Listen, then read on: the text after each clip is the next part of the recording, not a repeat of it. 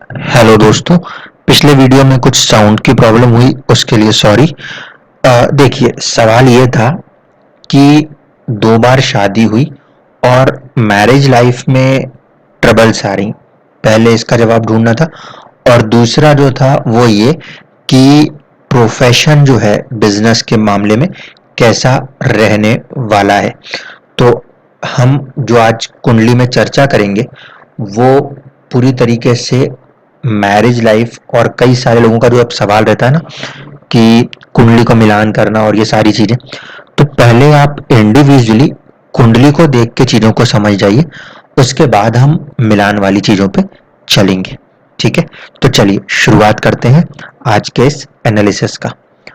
ये जो कुंडली आपके सामने है ये 3 नंबर से बन रही है, यानी कि आप इसे मिथुन लगन की कुंडली कह सकते हैं। इस कुंडली में खास बात यह है कि चंद्र, राशि और लगन एक ही है। ठीक है, इसीलिए यहाँ पे ज्यादा दिक्कत नहीं है। अगर आपकी कुंडली में चंद्र राशि अलग हो और लगन अलग बन रहा हो तो ऐसे कंडीशन में मैरिज के टाइम पर चंद्र कुंडली को ज्यादा इंपॉर्टेंस देनी पड़ती है। जितनी भी मैच मेकिंग होती है वो चंद्र कुंडली से होती है।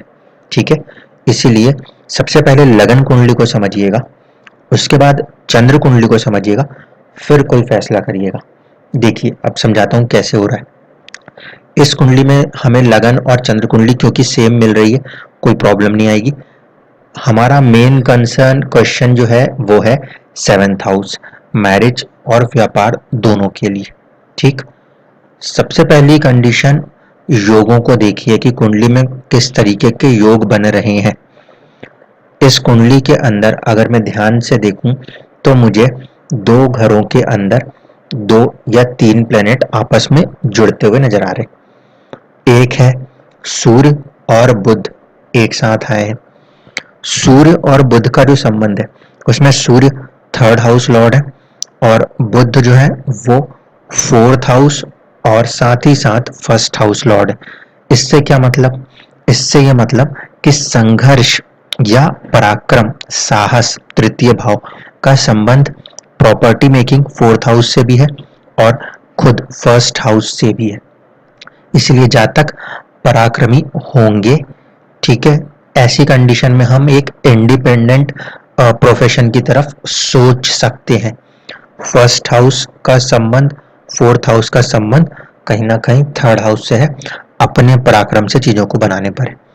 दूसरा कॉम्बिनेशन देखिए, शुक्र का जो कि कुंडली में 5th हाउस के लॉर्ड है, उनका संबंध है जुपिटर से।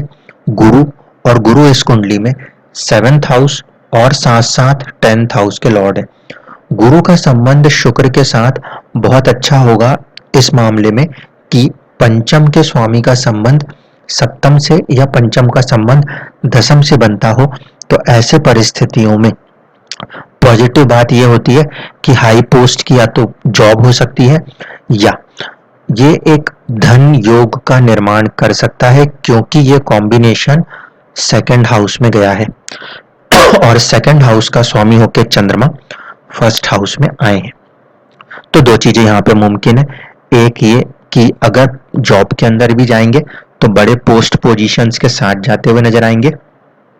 दूसरा जो है वो व्यापार होने की संभावना बन सकती है इस योग के कारण। अब देखिए प्रॉब्लम्स कहाँ है। प्रॉब्लम यहाँ पर आएगी कि गुरु और शुक्र दोनों ही राहु केतु एक्सिस में आ गए। इससे क्या होगा, जो मैंने आपको पिछला एक वीडियो दिया था राहु के ऊपर, उसको अगर ध्यान से आपने सुना हो, समझा हो, गुरु की शुभता और शुक्र की नैसर्गिक शुभता राहु के पास है। तो राहु यहाँ पर इतना तो सपोर्ट कर देंगे कि खुशियों को लाने का प्रयास करेंगे।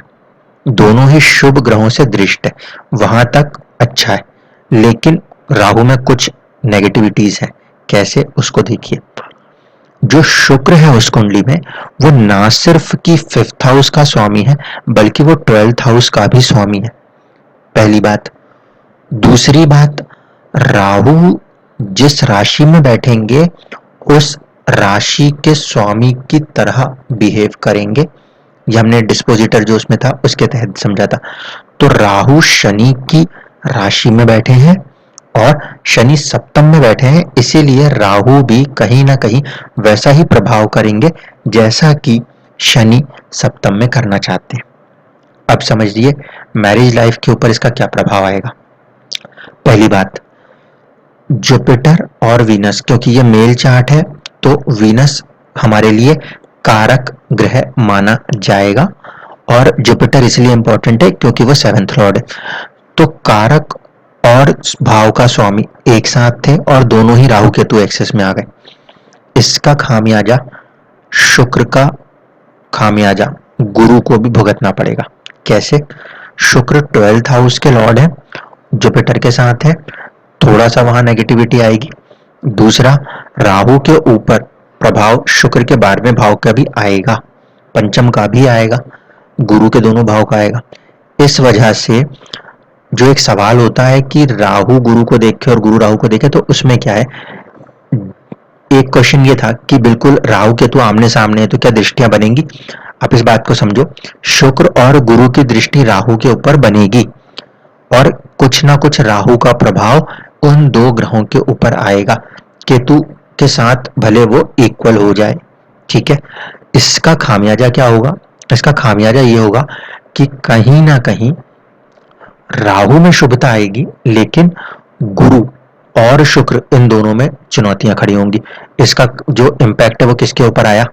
5th हाउस लॉर्ड संतान के ऊपर, कर्म 10th हाउस लॉर्ड के ऊपर, मैरिज 7th हाउस लॉर्ड के ऊपर।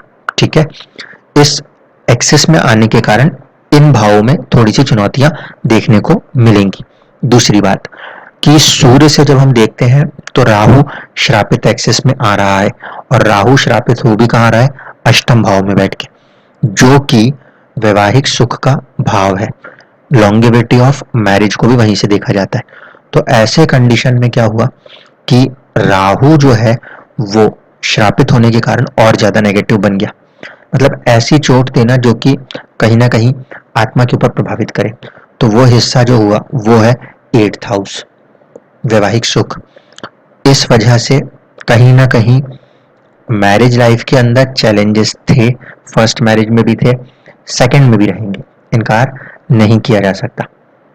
दूसरी इंपॉर्टेंट बात, जब कभी भी किसी भी कुंडली में शनि या शनि की राशि चंद्रमा से 7th या फिर 7th हाउस में शनि खुद दिखाई दे, लगन से 7th, चंद्रमा से 7th या 7th हाउस में चंद्रमा से या लगन से शनि दिखाई देता हो तो मैरिज को लेट करना ही अच्छा होता है। आपके केस में क्या हुआ कि आपकी मैरिज 22-23 साल की उम्र में हो गई। जब तक शनि अपनी एक साइकिल कंप्लीट करके जहां वो बैठा है 7वें घर में, वहां से जब तक गोचर करके ना निकले तब तक मैरिज ना करें तो ही अच्छा, वरना वो शुरुआती समय में काफी ज्यादा चैलेंजेस लगा देता है।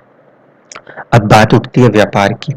व्यापार इसलिए संभव है इस कुंडली में क्योंकि गुरु जो है वो उच्च राशिस्थ 2nd हाउस में हो रहे हैं, या तो बैंकिंग जैसे किसी प्रोफेशन से, टीचिंग जैसे किसी प्रोफेशन से जुड़े, या फिर इन्हीं से जुड़ के किसी तरीका व्यापार कर सकते हैं और खुद को एक, क्योंकि धनियों कुंडली में है तो आप बिजनेस की तरफ जा सकते हो। अब एक बार हम नवमांश को देखते हैं, फिर हम दशाओं में देखेंगे जिसमें कि ये सब कुछ हुआ। अगर नवमांश को देखा जाए तो वर्गोत्तम लगन है, वर्गोत्तम नवमांश हुआ, और साथ ही साथ मंगल और बुध जो है वो कहीं ना कहीं 7th हाउस में आए। मंगल 7th हाउस में कनेक्ट हुआ तो एंगर और एग्रेशन, और बुध के साथ अगर हुआ तो बुध में बचपना, ये सबसे बड़ी चुनौती खड़ी कर देगा। इसलिए नवमांश की कुंडली पार्टनरशिप में कहीं ना कहीं एक चुनौती दे रही है, जिसमें कि मंगल की उग्रता भी है तो बुध का जो हट होता है, बच्चों का हट वाला स्वभाव, वो भी काम कर रहा है, एक चीज। दूसरी बात है कि शुक्र जो है, जो कि कारक ग्रह माना जाएगा क्योंकि नवमांश की कुंडली है, मैरिज के लिए देख रहे हैं, वाइफ का कारक है, वो राहु केतु एक्सेस में पूरी तरह से, और सूर्य और राहु का स्ट्रॉन्ग कॉम्बिनेशन यहाँ पे बन रहा है जिसे हम पितृदोष भी मान सकते हैं। इस वजह से कहीं ना कहीं मैरिज लाइफ के अंदर बेवजह की चुनौतियां देखने को मिलती हैं। ठीक है, अब देखिए जब फर्स्ट ब्रेक हुआ उस समय दशा थी शनि की महादशा में राहु की अंतरदशा। मैंने कहा ही कि राहु जो है वहां पे श्रापित होकर बैठा है, वो जब जब दशाओं में चलेगा वो काम खराब करने का प्रयास करेगा। तो उसने वैवाहिक सुख में वहां पे दखल देकर पहले डाइवोर्स की कंडीशन क्रिएट करी। अभी जो दशाएं आपके ऊपर चल रही हैं उसमें भी आपको 2025 और 28 के बीच में सावधान रहना पड़ेगा। गोचर के समय या तो इनकी राहु की दृष्टि या किसी भी तरह से उसका अष्टम के साथ संबंध बनता हो तो उस पीरियड में ज्यादा सतर्क रहना होगा। अब अगली कुंडली वाइफ की देख लेते हैं, जिनके साथ सेकंड मैरिज हुई और आपने कहा कि वो भी दूर रह रही हैं। तो इस कुंडली में भी हम आए तो प्रॉब्लम क्या थी? प्रॉब्लम ये कि फर्स्ट हाउस 8 नंबर से शुरू होता हुआ वहीं पे जाके चंद्रमा बैठे हुए। अब मन का स्वामी होता है चंद्रमा हमेशा, वो बैठा कहाँ? नीच राशि। ऐसे में मन कहीं ना कहीं थोड़ा सा उदास। दूसरा कि मंगल अष्टम में बैठे हैं और वो दृष्टि नहीं दे पा रहे। यहाँ पे जो हम नीच भंग का कंसेप्ट लगाना चाहें वो नहीं लग सकता। दूसरी बात, चंद्रमा से भी और लगन से भी चौथे घर में शनि और फिर सूर्य बैठे हुए। इसका मतलब है कि उसमें दुख भी है और साथ साथ एक ईगो का फैक्टर भी आएगा, क्योंकि सूर्य भी शामिल है चौथे भाव पे इमोशंस के ऊपर। इसलिए यहाँ पे जो जातिका होंगी उनका नेचर अपने आप में ही काफी कॉम्प्लिकेटेड रहने वाला है। ठीक है, तो इंडिविजुअल चार्ट में सबसे पहले इस बात को समझना जरूरी है कि ऐसे इंसान को साथ लेकर अगर चलना है तो आपको उन्हें हर बात पर मोटिवेट करते रहना पड़ेगा, तब जाके वो आगे बढ़ेंगे। चंद्रमा अगर कमजोर होता हो या लगन फर्स्ट हाउस का मिड पॉइंट लॉर्ड कमजोर होता हो तो ऐसे लोगों को पीछे से हमेशा एक सपोर्ट करना पड़ेगा, तब जाके चीजें नॉर्मल न्यूट्रल हो पाती हैं। तो यहाँ पर ये चुनौती काफी ज्यादा इस कुंडली में सामने से नजर आती थी। अब आ जाइए मैरिज के ऊपर। मैरिज के लिए जब हम बात करेंगे तो चंद्रमा से भी और लगन से भी दोनों ही कंडीशन में राहु केतु एक्सेस है, यानी कि कोई ना कोई भ्रम की स्थितियां परेशान कर सकती हैं, पहली कंडीशन। दूसरी कंडीशन, 7th हाउस का लॉर्ड यहाँ पे उच्च राशिस्थ हो रहा है 5th में जाके, वेल एंड गुड है। ठीक है, वक्री भी है, उसमें भी कोई बुराई नहीं। गुरु से जो कि शुभ ग्रह है उससे दृष्टि भी है, सारी पॉजिटिव चीजें हैं। अब नेगेटिव चीजें कहां पर है इसको भी देखिए। नेगेटिव चीजें इस बात पर है, इस कुंडली में राहु जो है ना वो शनि से दृष्ट है, शनि की 10वीं दृष्टि से। इस वजह से कहीं ना कहीं धीरे धीरे करके ये हेल्थ को खराब करने की कोशिश कर सकता है, इसमें सावधान रहना पड़ेगा। ठीक, अब इस तरीके से यहाँ पे राहु जो है वो पीड़ित है शनि की दृष्टि से, और ऐसे राहु केतु एक्सेस में आपका मैरिज हाउस आ गया, इसलिए यहाँ पे भी मैरिज जो है वो आसान नहीं हुई, काफी ज्यादा चुनौतियां आ गई। और कहीं ना कहीं हम कहेंगे कि ये फिजिकल प्लेन लगन कुंडली पे भी लागू हो रहा है और इमोशनल प्लेन क्योंकि चंद्र कुंडली है उस पे भी लागू हो रहा है। दूसरी बात कि जब आप नवमांश में आते हो, यहाँ पे नवमांश वर्गोत्तम नहीं है लेकिन जो ओरिजिनल नवमांश है उसमें अगेन राहु केतु एक्सिस वहीं पर बैठी हुई है, यानी कि फिर से मिसअंडरस्टैंडिंग की प्रॉब्लम। दूसरा कि शनि और चंद्रमा नवमांश के अंदर भी फिर चौथे भाव में आए, चंद्रमा यहाँ पे भले दिशा बल ले ले, शनि भले यहाँ पे उच्च के हो जाए लेकिन चौथे भाव में आएंगे तो दुखी करेंगे, और चंद्रमा को और शनि ने अपने साथ रख के और दुखी कर दिया। इसीलिए मैरिटल लाइफ में यहाँ पे कहीं ना कहीं इनका भी दुखी रहना नजर आता है। दूसरी बात ये कि शनि की दृष्टि अब केतु के ऊपर पड़ेगी और केतु की दशा उनके ऊपर चल भी रही थी, इसीलिए अगर सिर्फ D9 मैरिज वाले चार्ट को देखें तो यहाँ पे जो केतु की दशा है ये काफी ज्यादा कॉम्प्लिकेटेड रहेगी मैरिज एस्पेक्ट के ऊपर।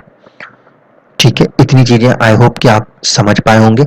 इस तरीके से आप इंडिविजुअल कुंडली से पहले चीजों को कनेक्ट कर सकते हैं आसानी से कि कहाँ प्रॉब्लम आ रही है। अब देखिए लगन कुंडली में आइए और 8th हाउस की सिचुएशन को समझिए।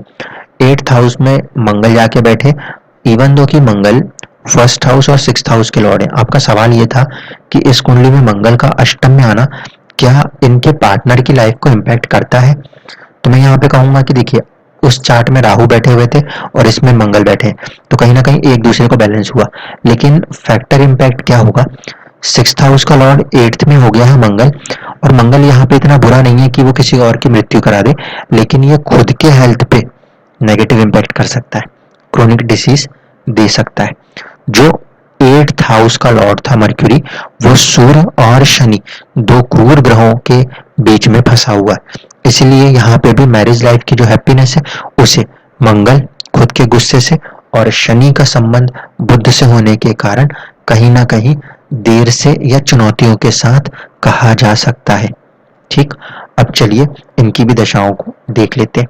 जो इनकी दशा थी तो वो केतु की दशा चल रही, इस वजह से अगर आप नवमांश को ध्यान से देख रहे हैं तो आपको समझ में आ रहा है कि वो इम्पैक्ट कर रहा है और सेपरेट करने की कोशिश कर रहा है, कहां से, सेवेंथ हाउस पार्टनर से। और लगन कुंडली में वो खुद ही सेवेंथ हाउस में बैठा है, जहां केतु बैठे होते हैं मान के चला जाता है कि उस चीज को केतु ने हासिल किया हुआ था, इसलिए वो उससे लगाव नहीं रखता। तो 2023 तक की ये दशा कहीं ना कहीं मैरिज लाइफ के अंदर चैलेंजेस देने का काम कर सकती है। इस कुंडली में संतान की संभावनाएं बनती हैं, और क्योंकि शुक्र जो है वो फीमेल प्लैनेट्स के तौर पे देखा जाता है, तो हो सकता है कि बेटियां भी इनको हुई हों, इसमें कोई दो राय नहीं हो सकती। अब जो आप मिलान की बात करते हो उसके ऊपर आ जाते हैं। जब कुंडली मिलान के बारे में बात होती है तो आप पहले समझ गए कि इंडिविजुअल कुंडलियों को देख लीजिए, उसमें ही आपको परेशानी नजर आ रही है, तो इसके बाद फिर मिलान कुछ भी हो वो एक बराबर ही हो जाएगा। कैसे, ये था कुंडली मिलान। कुंडली मिलान में जब पॉइंट्स देखने गए तो आपको दिखाई दिया कि चलो उसमें शूद्र और ब्राह्मण नहीं समझ में आया, उसके बाद मानव और कीट, चलो वहां भी नहीं समझ में आया, तारा तो वो ठीक है, यानी कि डेस्टिनी तो ठीक है, डेस्टिनी के बाद योनि वो भी ठीक है। अब प्रॉब्लम क्या है, मैत्री ही नहीं है। बुध, मंगल, मंगल हर बात पे तर्क की बात करेगा और बुध जो है वो बच्चों जैसा है, तो कहीं ना कहीं एक दूसरे को समझ पाने की कमी आ जाएगी। इसी तरीके से आप देखो, गण दोनों के सेम है, उसमें प्रॉब्लम नहीं है, लेकिन भकूट का दोष बेहतरीन है। क्यों, क्योंकि एक तरफ आ रही है जैमिनी और एक तरफ आ रही है स्कॉर्पियो। अगर आप ध्यान से देखोगे कि ये जो भकूट है ये क्या कहना चाह रहा है, नाड़ी दोष नहीं है इसलिए संतान हो जाएंगी, लेकिन भकूट जो है वो क्या इम्पैक्ट कर रहा है, देखिए इसको।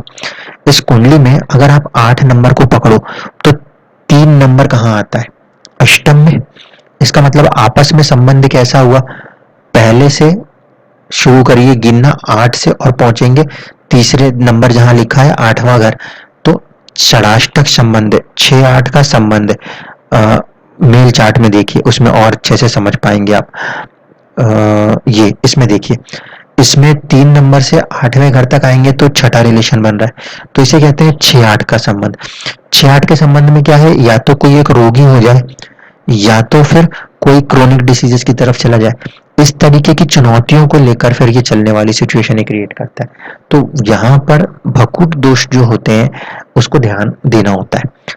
उसकी वजह से भी इस चार्ट में थोड़ी सी चैलेंजेस हैं, एक दूसरे को नहीं समझा जा सकता, क्योंकि एक तरफ मर्क्यूरी दूसरी तरफ मार्स बिल्कुल एक दूसरे के अपोजिट नेचर के प्लैनेट्स हो जाते हैं वो कहीं ना कहीं, इसलिए एक कॉमन ओपिनियन बनाने में आपको चुनौती का सामना करना पड़ रहा है। इस कुंडली में जब शनि जैसा ग्रह सप्तम में बैठा है, इसका मतलब ही है कि मैरिज लाइफ के अंदर चुनौतियों को लेकर चलना पड़ेगा।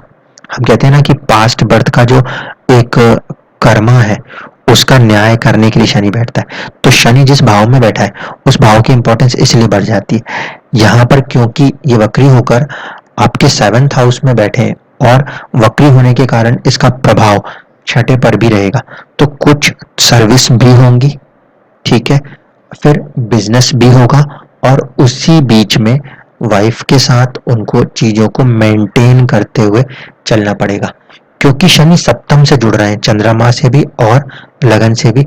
इसलिए प्राइम इंपॉर्टेंट बात यही है कि मैरिज की हैप्पीनेस 30 या 36वें साल के बाद ही कही जा सकती है। अब कुछ लोगों को ऐसा भी लगता होगा कि 9th हाउस का लॉर्ड शनि 7th में बैठा तो यहाँ पे भाग्य खोलना चाहिए और सारी बातें, वो ठीक है, वो प्रोफेशन के लिए कुछ नए रास्ते बनाने की कोशिश कर सकता है, लेकिन इसका ये अर्थ नहीं है कि नाइन्थ का स्वामी होकर शनि जो है वो अगर मैरिज हाउस में बैठा है तो मैरिज लाइफ में हैप्पीनेस को ही बताएगा। शनि अपने आप में शुष्क और वृद्ध ग्रह है, इसीलिए वो रिलेशन के लिए उतना अच्छा नहीं माना जाता। इस वजह से शनि 7th हाउस में दिशा बली हो तो मैरिज लाइफ में चैलेंजेस आते हैं, लेकिन ये प्रोफेशनल लाइफ के लिए और कई बार आध्यात्मिक लाइफ को भी उन्नति प्रदान करने के लिए अच्छे से काम कर सकता है। क्योंकि शनि, क्योंकि अब मैं प्रोफेशन की तरफ आ रहा हूँ, क्योंकि शनि 7th हाउस में बैठा है, उसकी दृष्टि 4th हाउस के ऊपर भी पड़ेगी। ठीक है, तीसरी दृष्टि 9वें भाव पर, 10वीं दृष्टि 4थे भाव पर और एक दृष्टि लगन पे। चाहेंगे जो कुछ भी वो सब हासिल करेंगे। प्रॉपर्टी वगैरह जो चीजें हैं वो जिंदगी में देर से बनेंगी। भाग्य जो है वो भी कड़ी मेहनत के बाद देर से ही खुलेगा। इन चीजों को यहाँ पे ध्यान रखिएगा। जहां तक है प्रोफेशन की बात करें तो अगर जॉब में भी जाते तो काफी अच्छी पोजीशन रहती, खुद के बिजनेस की तरफ भी जाएंगे तो भी अच्छा करेंगे। धनयोग होने के कारण बिजनेस के लिए फैसला लेना ठीक हो सकता है, क्योंकि मंगल 11th में खुद बैठे हैं 6th हाउस का लॉर्ड होकर। वो क्योंकि वहां बैठे हैं तो इस बात को दर्शा रहे हैं कि जो गेन्स है, जो अर्निंग्स है, उसमें अप्स एंड डाउन्स बने रहने की संभावना है। और राहु अष्टम में बैठे हैं, शुक्र जो कि 12वें के स्वामी है उससे भी दृष्ट है, पॉजिटिव नेगेटिव दोनों रिजल्ट करेंगे। इसलिए कहीं ना कहीं लाइफ के अंदर जो धन संपदा है उसमें राइज एंड फॉल दोनों देखने को मिल सकते हैं। जब जब राहु की कोई भी दशाएं चले, थोड़ा सा सतर्क होके ही आपको काम करना होगा। वो प्रॉब्लम आपको मैरिज में कहीं ना कहीं और साथ ही साथ बिजनेस में, प्रोफेशन में भी दे सकते हैं, क्योंकि गुरु और शुक्र दोनों के ऊपर राहु का या केतु का जो हम ग्रहण वाला प्रभाव देख सकते हैं वो हमें समझ में आना चाहिए। आई होप कि अब आपको सारी चीजें क्लियर हो गई होंगी कि क्यों मैरिज लाइफ में प्रॉब्लम है। एक उसमें सीधे सा जवाब ये कि राहु कहीं ना कहीं श्रापित है, उसको थोड़ा सा वर्क करने की जरूरत पड़ेगी तो मैरिज लाइफ की हैप्पीनेस ओपन होने की कुछ संभावना रह सकती है। मैं उसकी बहुत ज्यादा गारंटी नहीं दे सकता। धन्यवाद।